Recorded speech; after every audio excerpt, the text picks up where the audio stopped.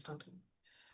Good afternoon, everyone. This is Vikrant Narang, Chief Technology Officer at Space India, live from Space Office, Space Headquarters in New Delhi. With me, I am with my team, and with me is also Dr. Sanath Kumar from National Oceanic and Atmospheric Administration, who is a ham. And I'm joined by my technical team. And right now, where I am, it looks like a mission control to me because we can see the International Space Station's path in front of me, just like we see in the mission control. And today we have gathered here in this program, Antarikshvani, to listen to the voice live of Group Captain Shubhanshu Shukla during his second scheduled contact from the International Space Station, which is going to happen in 27 minutes, 26 seconds from now. Thank you all for joining this program for various parts of India.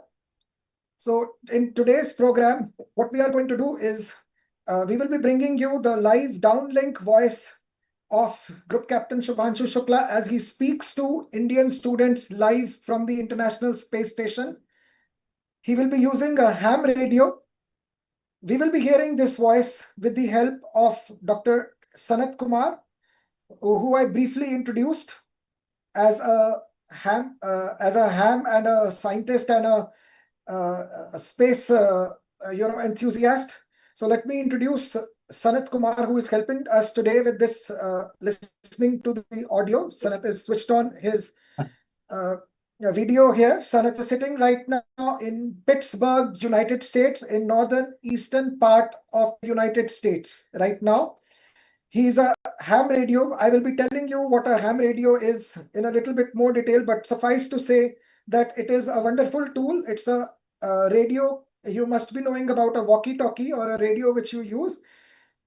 People like Sanath, use this to make friends all around the world. You can also become a ham like Sanath, and we can't see his shack right now because it is all blurred out, but he's sitting in a wonderful place, and on his terrace there is a antenna placed there. Yeah, Sanath can show us his wonderful radio equipment is there, just a pan to give you an idea. And on his terrace is, so it takes a lot of technical work to bring this to you. Sanath is, also someone who has inspired me to become an astronomy educator at Space India. So he was working as a planetarium educator in New Delhi. Currently, to keep his, so he has done his space studies from University of North Dakota. Before that, he did from Delhi University. He did his master's in science, and currently he is at NOAA studying forest fires and making the world a better place through his work. So Sanath, you can say hi to everyone. Hey, hello everybody. Hope you can hear me. Yeah, Sanath, loud and clear. So Sanath's call sign is VU2YI, Yankee Victor United 2 Yankee India, and Alpha Delta 0 Bravo Kilowatt. Today, Space India is bringing you this special program because what is happening today is whenever the International Space Station and any country's astronaut goes to the International Space Station, like this is the first time for Captain Shubhanshu Shukla for India. So they get two opportunities to contact with people in their home countries directly through a radio. You understand what is a radio, and I will be explaining this to you further. So this is the second of the scheduled contact. You can appreciate that astronauts out of their very busy schedule will be taking out time today to speak to students on the ground. And today this contact is organized by ISRO for students of India who are in Shillong, Meghalaya, sitting right now in the Northeastern Space Application Center. So what they will be doing the contact, there is so what we are going to do is the International Space. I'm sharing my screen to show you how it will work. This is the screen which you can see. There is a map of India. You know what is the shape of the Earth? It is round. So you can see different countries, and you can see where VU2YI is mentioned. That is the Sanath's location. And you can see there is a dot, yellow dot, which is the International Space Station. The yellow dot you can see somewhere on this map. You can see it is above Australia, above the ocean. that is the International Space Station, zipping past the Earth at tremendous speed of 28,000 kilometers every second, orbiting so fast it can complete 16 rounds of the Earth every day. So in a couple of minutes, you can see there is a yellow circle around that International Space Station. That yellow circle is called the footprint of the ISS. So imagine you are on the Earth, you can see only a limited portion of the Earth, say maximum up to 11-kilometer diameter. But as you go up, the Earth will become smaller and smaller, so you can see more of the Earth. From where height of the International Space Station, which is 400 kilometers above the Earth, you can see almost entire India. So as that is the footprint, so it's like the horizon. That means astronaut on that International Space Station will be able to see a large part of the Earth, and that is marked by this circle. So they cannot see half the Earth. So as this, you can see some red lines are there looking like snakes, like waves. These red lines is the orbit. Orbit is the imaginary path taken by any spacecraft around any object like Sun or Earth. Right now, this orbit is in this path around the Earth. So it is looking like snake. It is actually circular, but what has happened is the screen is flat. So you can see this when we take a circle and open it up like this, in a certain way, it becomes like wave, like what you can see, that red line. So it is actually a ground track. That means that's the path which the International Space Station is taking over the Earth. If you were to plot it on the Earth, that becomes the red line. And now that red line will be passing over the northeastern part of the India, where there is a station in Greenbelt, Maryland, which is, so in 21 minutes, 20 seconds approximately, or maybe a little 1 minute longer than that, the International Space Station is going to pass over that part. That means International Space Station will be over eastern part of United States. Students are sitting in India. They are not in United States. So how will Shubhanshu Shukla talk to the students in India? What's going to happen is they are going to do something called as a tele bridge. That means there is a station just like Sanath's, very near to him, which will be listening to the International Space Station as it moves above them. The radio waves travel at the speed of light. So there is hardly any delay when you hear from the International Space Station. The ground station will receive it. So it's going to be, and they are going to do a telephone call to Shillong, students sitting in Shillong. So this contact is typically done for students because students have a lot of questions. So this contact is specially done to popularize space sciences and space education for students. That's a wonderful initiative. And you can see, the students, they will be asking what happens during typical contact is students ask these questions, and the voices relayed to astronauts on board the International Space Station, where they listen to it and answer. Typically, they will take 20 or so answers, and it will be a very brief contact because the International Space Station will only be above that point for only 10 minutes. So it's going to be very quick. You will be hearing only Captain Shubhanshu Shukla's voice, but not the voice of the students. That's the limitation, because the uplink frequency, that means for us, they don't disclose it. So what we will be doing is we will be, of course, having fun, listening to the voice and try to guess the questions. So the questions which the students will ask will be about living in space. We will not be able to talk to Captain Shubhanshu Shukla directly, but you can ask questions here where my team will ask you. Hopefully, Shubhanshu Shukla will answer some of the questions which you have asked, because it could be some common questions also. So right now, I would like to introduce my organization, Space India, which is bringing this program to you. So we will be starting a presentation. So Doctor, if you can see, you will in a second, you can see my screen. The organization Space India, my organization was founded by Dr. Sachin Bhamba, whose photo you can see in the presentation in a second from now. You can do, okay, my colleague Ranjit is helping me, so you can press F5 and, after that, so you can press F5.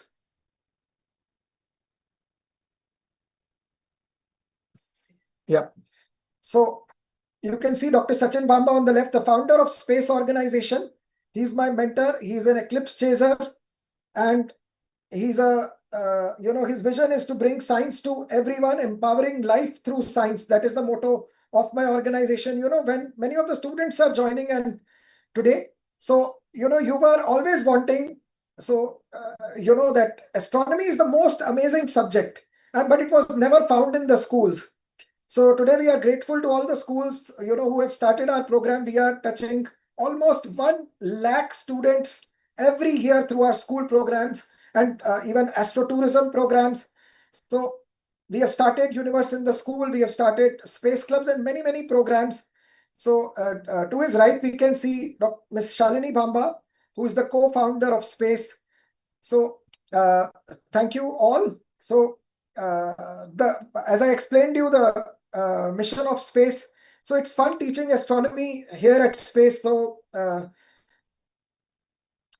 now, Captain Shubhanshu Shukla entered International Space Station a couple of days back. And this is his video we can see.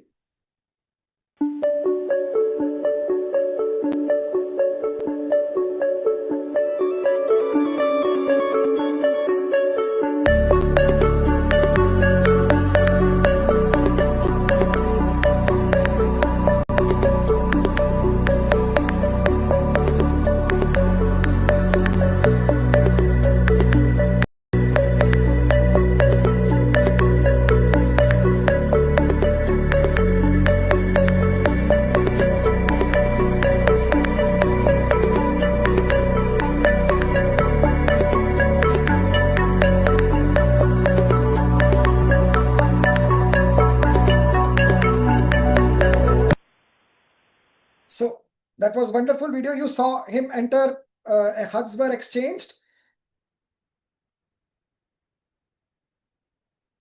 This is Captain Shubhanshu Shukla, and this is what his colleagues have to say about him. He's a very focused person, and today we are celebrating his space flight. So let's hear this video. From the Indian Space Research Organization, AX-4 pilot Shubhanshu Shukla. Namaste. I am Group Captain Shubhanshu Shukla. A fighter pilot for 15 years, he was selected as one of 4 Indian astronauts in 2020. Captain Shukla, are you ready for the ride? Will you do some yoga in space like your idol Rakesh Sharma did in 1984? The first Indian astronaut, Wing Commander Rakesh Sharma, traveled to space in 1984. I grew up reading about him in textbooks and listening to his stories from space. I was deeply, deeply impressed by him. This journey that I'm on, it has been a long one for me. And it started out somewhere. I didn't know that this is the path it is going to finally take. I would say that I have been extremely fortunate and extremely lucky to have gotten the opportunities to first fly all my life, which was a dream job for me, and then have the opportunity to apply to astronaut corps, and now consequently be here. The way this worked out for me was that probably a week before we arrived at Axiom was the time I came to know that I will be going. I was extremely excited to be here. I was very, very happy because this was a possibility for me to actually fly to space. You don't know how to respond to such things. Shooks his wisdom. The knowledge that he possesses, he could be 130 years old. For me, having him as my pilot in the Dragon capsule is great. He already has that operational savvy. He's just wicked smart when it comes to spacecraft technologies. He is very focused and he will basically go 1, 2, 3, 4 in a record time. I don't even know how he gets there so fast. The team that I'm flying with on this mission, it is fantastic. I do feel that, I have exceptional crewmates. I will have these crew members for this one flight, but post this mission, these are going to be my friends for life. It has been an amazing journey. These are moments that really tell you that you are getting to be a part of something that is much larger than yourself. I can only say how extremely fortunate I am to be a part of this. It is my sincere endeavor through my mission to inspire an entire generation back home in the country. I want to use this opportunity to. From the Indian. So in a couple of minutes, we will have the International Space Station fly over the northeastern part. So I will be jumping a few slides. This is ham radio. The idea was first, the ham radio is nothing but a simple radio, just like one you have in car, but with more capabilities. And long back, when the shuttle was flying, and even before that, when astronauts were going to the moon, the idea came that why don't we have students from Earth communicate with astronauts in space? So you can see on the left-hand side, there is a photo of an astronaut from the space shuttle talking to students on the ground, and you can see how students interact with the astronauts. You can see students are happy, and this is the voice which we captured during Shubhanshu Shukla's first flight. So you are listening to the voice of Shubhanshu Shukla, which is pre-recorded.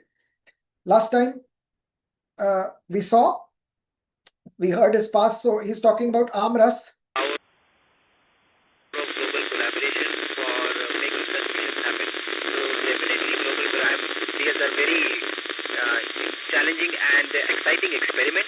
And there are a few that I like. Actually, I like all of them, but there are a few which are really interesting to do on the station, especially the ones concerned with stem cells, because your body has to adapt to these new conditions.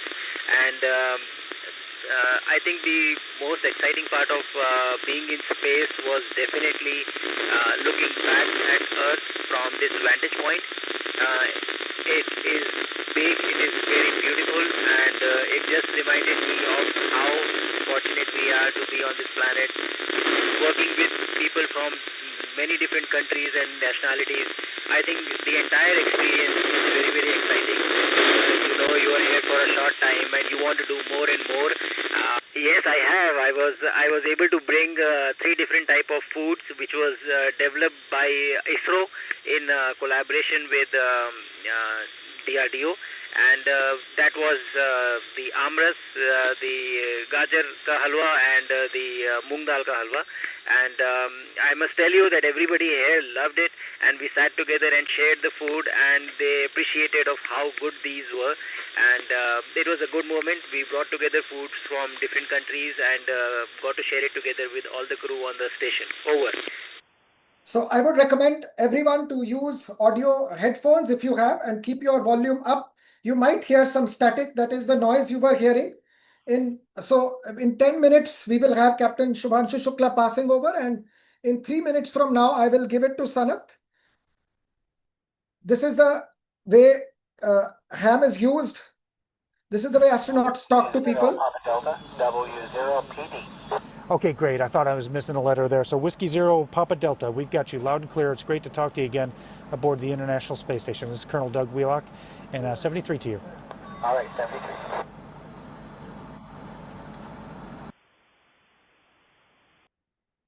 So that's how astronauts, this is an astronaut in the space station, similar to, communicating to Earth in a similar way. These are the students. Typically, students gather in large gatherings, and that's what we expect is happening in Shillong. And Captain Shukla is going to come down soon. I think the date is 10th, which I've just been informed. And that's the International Space Station. After this video, we will switch to Sanath.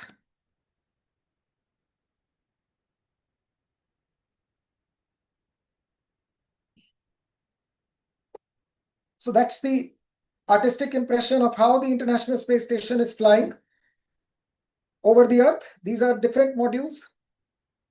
Space station is not constructed at once in space. The idea came long back. You might remember when so the first country to send astronauts to space was Russia. After that, it was America during its program Mercury, and only around 50 hours were spent cumulatively by astronauts at that time.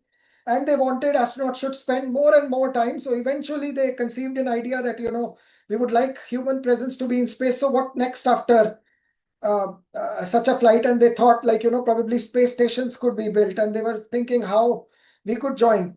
This is even before astronauts went to moon. Then astronauts went to moon. No one constructed a space station because the priority was to send people to space. But in space station, people have spent almost 1 year in space. That is what Captain Shubhanshu Shukla is doing. We didn't know at that time what will happen to people if they spend long duration in space. So it is, right now I'm going to share my screen. We will see where the International Space Station is.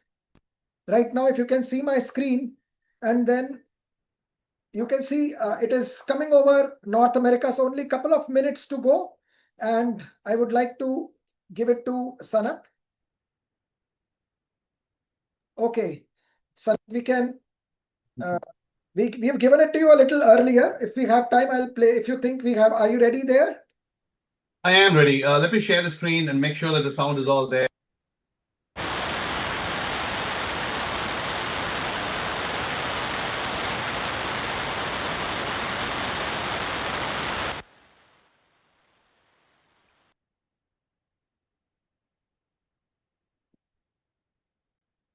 Oh, we're having some technical trouble.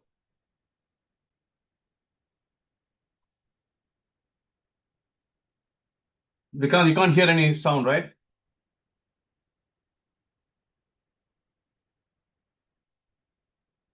Can you give me a thumbs up or down? Okay. So Sanath, we can't hear you. We can't hear the sound. So, okay, you can see my screen. So I'm giving a thumbs down so you can see. But we have a backup so we have today, we will be bringing out with the help of something called as a backup. WebSTR also, Sanath's voice should be audible. Sorry, you are on mute.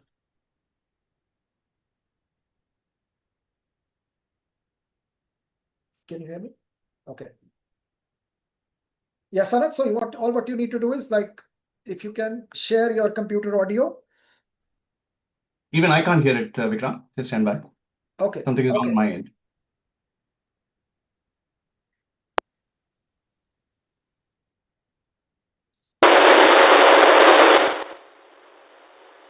So, my bad. I think I had my squelch on. So sorry, guys.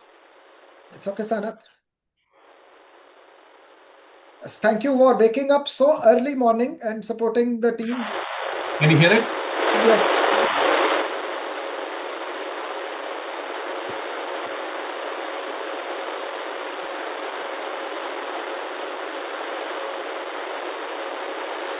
So, yeah, Sanath, we can hear you. You can put the audio down. I'll take some questions in the meantime.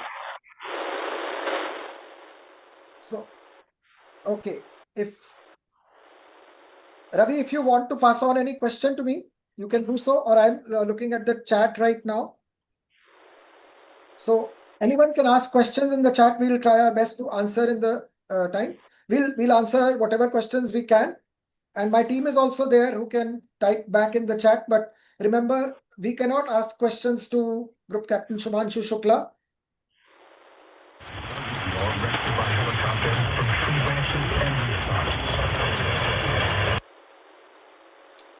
So what you are hearing is static. That is the background noise. Now, if you remember,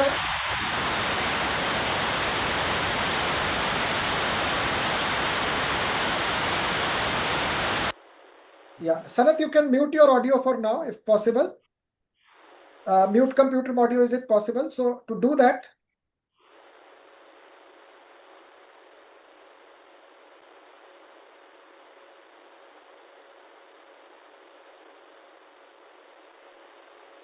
okay, so we have a question, how to join ISRO? So to join ISRO requires best of the minds in the country, like, scientists and engineers. And while you are in school, it's important to study science, technology, science. It's important to have interest in science and maths. That's the basic qualification which you can do to join ISRO. As you grow up, you can do your engineering. That's one possible way. Engineers are people who make things, who solve problems, and those are the people who construct spacecraft. So I'll tell you how it works. Scientists are people who answer questions, like how the universe was born, how the sun is working, what is happening on Mars. these kind of questions scientists are asking.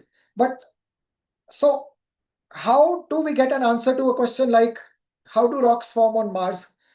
We have to send a spacecraft, or some kind of experiment has to be conducted on Mars, or maybe looking through a telescope at Mars and understanding what is happening there.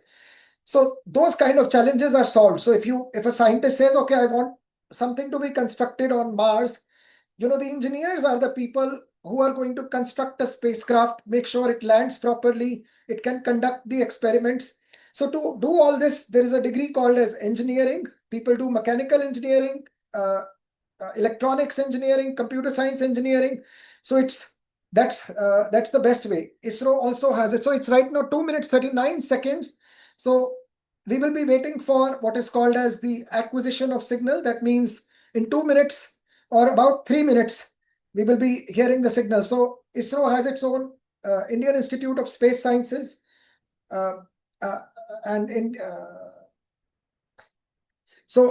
India also has its own. ISRO also has its own engineering college, which you can join. That is the premium college in India.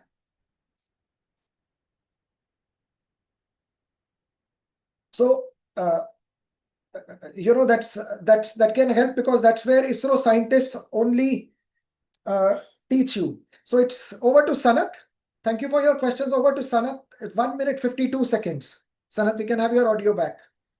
Yep, I guess I am having audio back, right? I'm sharing. Can you see my screen? Yep. Right, and you should be able to hear the static. Okay. So just a minute, Sanath. So we will, as soon as we will hear an astronaut, it will be like tuning into a radio. I'm sure you have a radio in your car where you can tune it and you suddenly hear something. So right now, nothing is being emitted, but Captain Shubhanshu Shukla would be right there in ISS reaching the Columbus module. He will take a minute to, he would be there 5 minutes before. He will check everything, tune into the frequency, which Sanath is already tuned in. So over to Sanath. Thank you, Sanath. Go ahead. Yeah, as Vikrant pointed out, so we are kind of listening in on the downlink. It's at 145.800. And yeah, just on the left-hand side of my screen, you have this open software, gPredict, that tells me that the ISS footprint, that is the radio waves travel in a straight line, right? So it has a footprint on the ground. And so this big oval is what you can see is the place where we think that we can receive the signal. Of course, the closer you are there to the center, that'll be the best signal way. That'll be the highest signal strength. What else? So we have 36 seconds into the AOS. That means acquisition of signal. That means it's just going to be above the horizon for me. It's going to come here from the northwest for me, and it's going to go above my head, and it's going to go all the way down to the east. So hopefully, yeah, go ahead, Vikrant. If we lose signal from Sanath, then we will switch to Ranjit's. And that's the cue for Sanath, that I will be telling you, Sanath, in case of anything, you can let us know. We will switch, and that's also something I will mention. So 6, 5, 4, 3, 2, 1. So any minute now, we can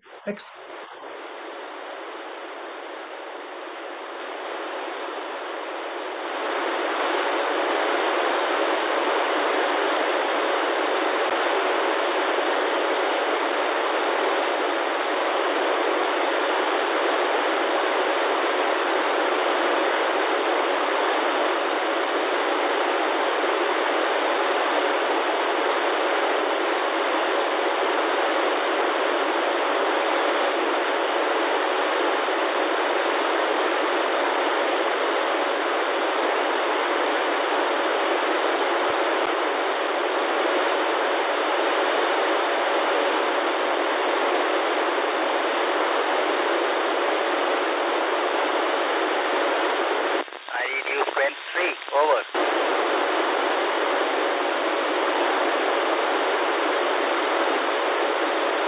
I hear you loud and clear. Over.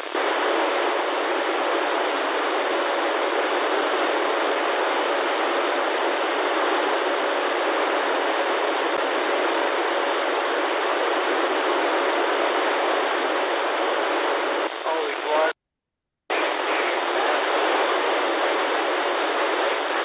Look at the sky, and it was the first time that I got to look back at Earth from above. And let me tell you, it is amazing.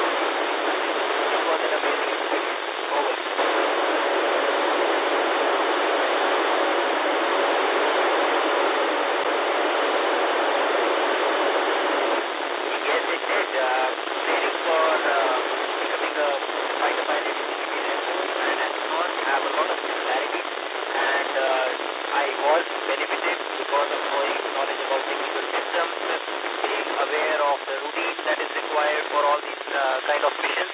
So it did help me a lot. There was obviously a lot of delta training that we had to do for becoming an astronaut. Over.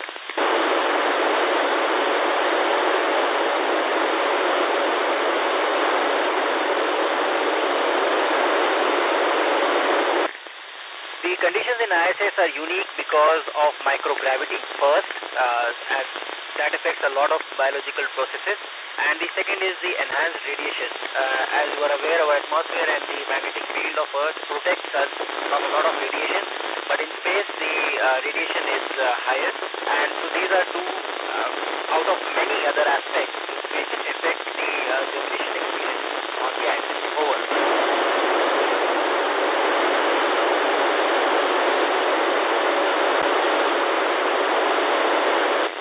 They can, and I think they will.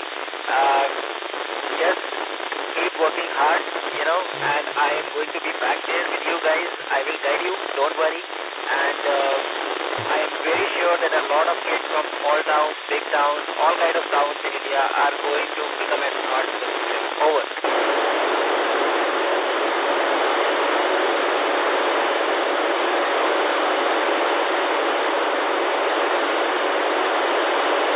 Facing an emergency in ISS is unlikely because of the kind of redundancies and reliability of the systems that have been employed here. However, you cannot ever say that it will not happen. So we train extensively as a team on ground for all possible scenarios that can go wrong. And actually maximum time of our training goes in practicing for off-nominal scenarios. And so we are well versed and we are very well trained to handle any emergency that happens on ISS. Over.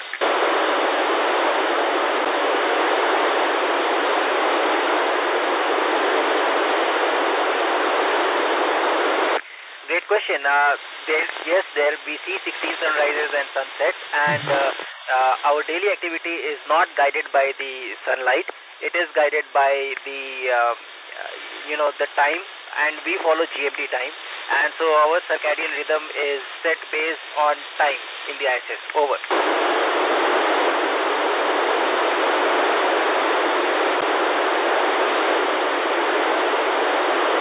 Yes, I did experience some space sickness. We grow up in an environment of gravity for our life, and then we suddenly go to an environment which is totally different, which is microgravity. Your body does go through a lot of changes, and but it gets adapted very fast. Also, if somebody is not feeling really well, there are some medications which are available to deal with space sickness as well. Over.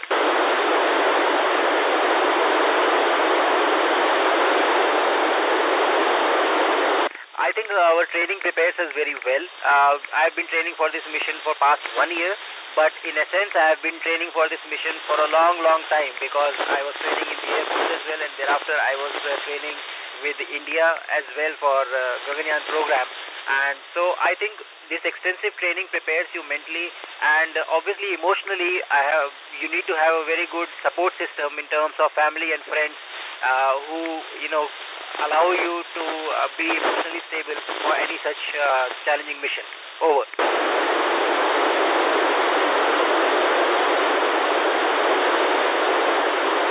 Staying healthy and fit in microgravity is very important, because on Earth we have a big load on our body because of gravity, which is absent in microgravity.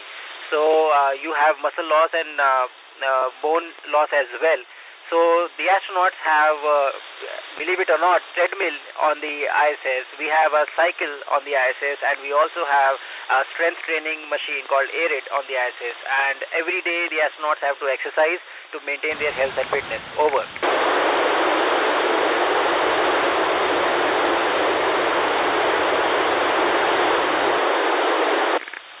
Robotics and artificial intelligence are actually kind of enmeshed in this entire mission.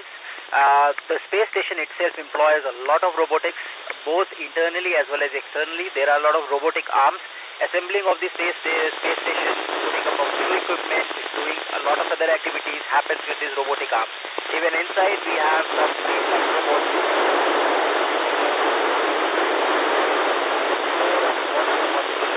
Over.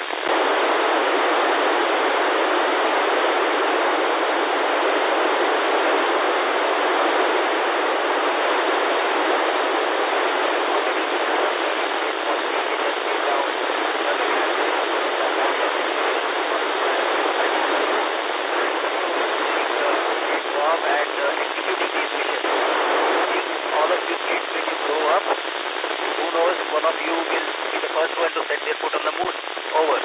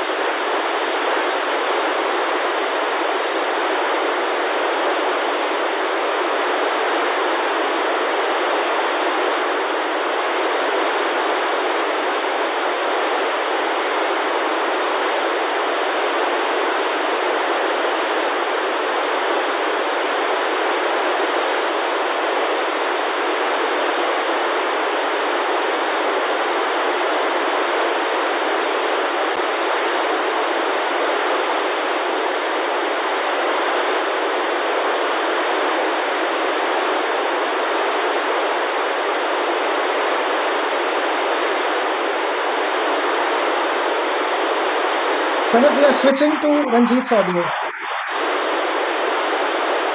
Ranjit, please share.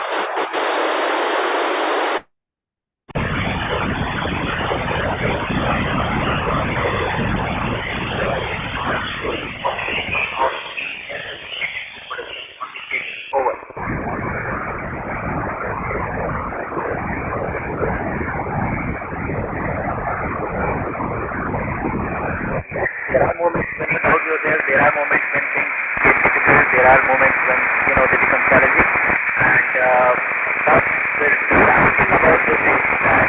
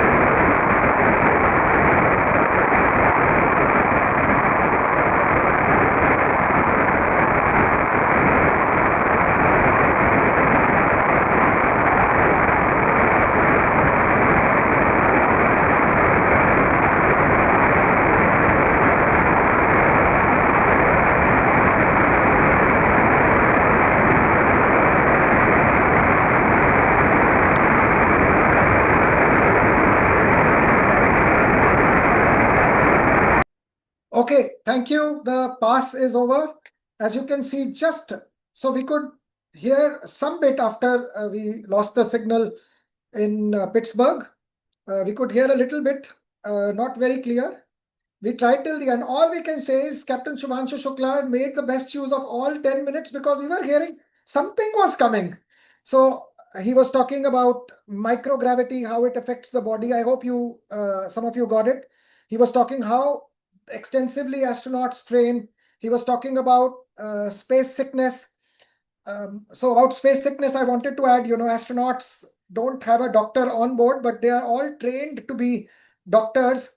They have a medical kit. They are being watched by the medical team all around. In fact, one of my friends, Adriano Golemis, is a doctor, a space doctor to the Polish astronaut and Hungarian astronaut. He is in European Space Agency. So to extend my earlier question, someone was asking me, how do you get in ISRO? So space has these clubs called space clubs, which are there to inspire you while you are in school, to help you in your journey to become a scientist, to help you in your journey to become ISRO scientist. That is why we opened these clubs. And you heard Captain Shubhanshu Shukla say that, in future, he will be helping students of India when he comes back. And one of the participants is asking, Yogeshwar Kannu is asking, will you be doing a spacewalk outside ISS? So the answer is no. He is going to be coming back to Earth. There was no spacewalk scheduled. That means Captain Shubhanshu Shukla was not scheduled to do a spacewalk in this mission. Another question is, when is he coming back? So Captain Shubhanshu Shukla will be coming back on 10th of this month. So that means it would be the time when they are packing. The best way to check would be to go to the International Space Station blog and check what they're saying. But yes, the answer is in 2 days from now. How to start Space India? I didn't really get the question of Rajendra Yadav. Yeah, so I have a message from someone, I think an NDTV reporter, Pallav Bagla, somewhere. He's asking, is that you? So I don't know. Any experiments done on effects of pregnancy, birth in space as future development, human birth in space in near future? Sanath, if you could know, because I really don't know if any experiments are going on. But right now, the thing is that to have babies in space is going to be complicated. So yeah, we don't know. Radiation, you don't want to harm the baby. So there are ethical reasons why it is not talked about. Yeah, so that's rightly put. If we want human species to, continue to be present on Mars, then how will that happen? So there is a lot of research right now. The answer is we are very much not knowing. No babies have happened in space till now. So we don't know right now. So that's a question, good question. And someone can answer this. When you become an astronaut, probably this is an opportunity. How does it feel when a person is levitating in space? So I have never levitated in space, but we can only imagine. Space is having microgravity. People right now, we are sitting in our chairs, so everyone would be floating. Water would be. So I'll show you a couple of videos how people live in space. So Vikrant, can I add something? Yeah, actually, if you're on a lift, on an elevator, when the elevator starts going down, so you start feeling a little lighter. Just that same feeling gets exaggerated, right? I mean, it goes all the way to zero. So sometimes in a plane, if you hit an air pocket, it comes for a brief second. And you can also get a microgravity or a zero-G flight, the parabolic flights. Maybe space should organize at some point, have some zero-G flights to experience zero-G. I would love to see some zero-G. I'd love to get some zero-G experience. So if you fly in a parabolic path, people inside the plane will feel zero-G, right? Because we don't have any official zero-G flights in India, right? No commercial zero-G flights. No. Okay. So yeah, thank you, Sanath, for pitching in. And I am right now. I would like to ask Ranjit to play a couple of videos. After that, we'll wind up. So anyone caught? Did anyone understand what questions would have been asked? Can anyone take a guess? I think this time even I couldn't find out. Sanath, could you figure out what questions were asked by students? Oh, actually, I was paying attention to radio because I was switching antennas. I'm really sorry. I do have the recording, so maybe I'll listen to it again. So we will share the video and explain a couple of questions about how astronauts, live in space. So I will show you in these videos, and then we will close in a couple of minutes, 5 minutes from now.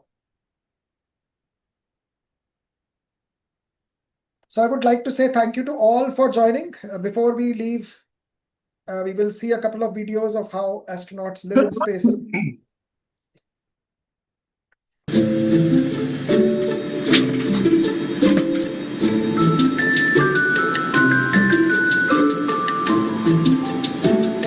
This is my sleep station, my sleep pod. This is where I spend up to 8 hours every day. here on board the space station. It's actually on the floor, but once you're inside, you just can't tell.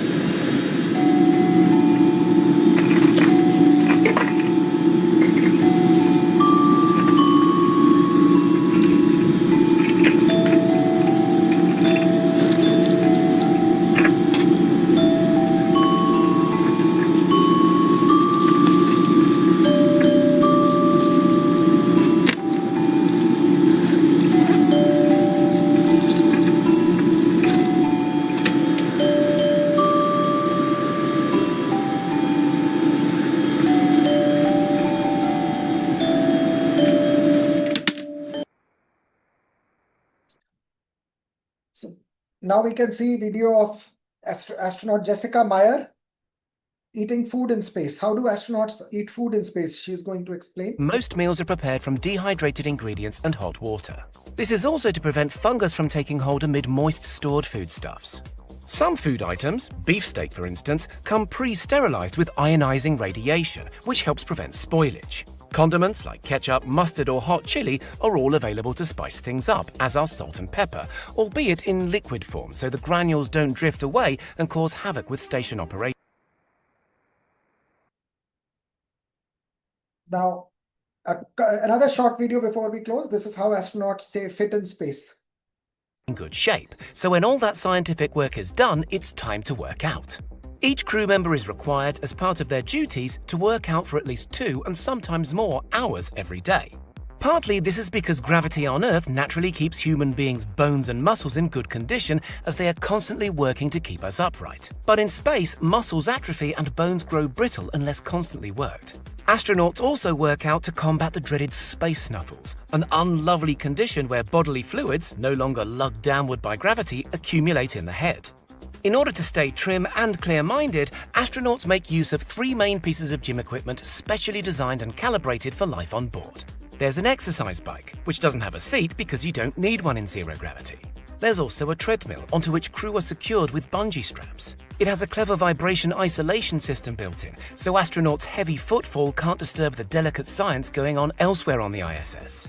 The third main piece of workout equipment is the so-called Advanced Resistive Exercise Device, or ARED. The most recent addition to the ISS onboard gym, ARED uses clever vacuum-sealed cylinders to mimic resistance up to 600 pounds as an alternative to lifting heavy weights.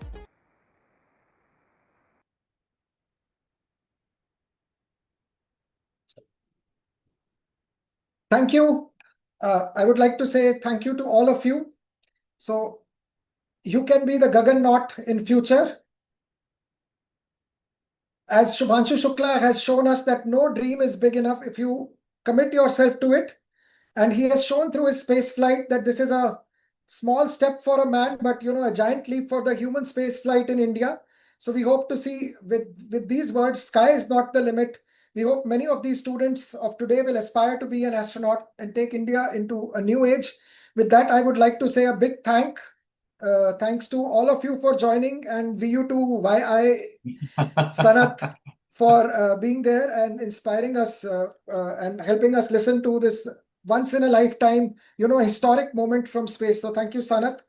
And thank you to all space team and all those who have joined to make this special. This is Vikrant Narang, Chief Technology Officer, Space India, signing off. Have a wonderful day ahead and keep looking at the skies. Just to leave one more word, the International Space Station will be passing over skies in New Delhi in the next couple of days. So we have an opportunity to say bye-bye and wave to Shubhanshu Shukla before he returns. Thank you all. Have a wonderful day.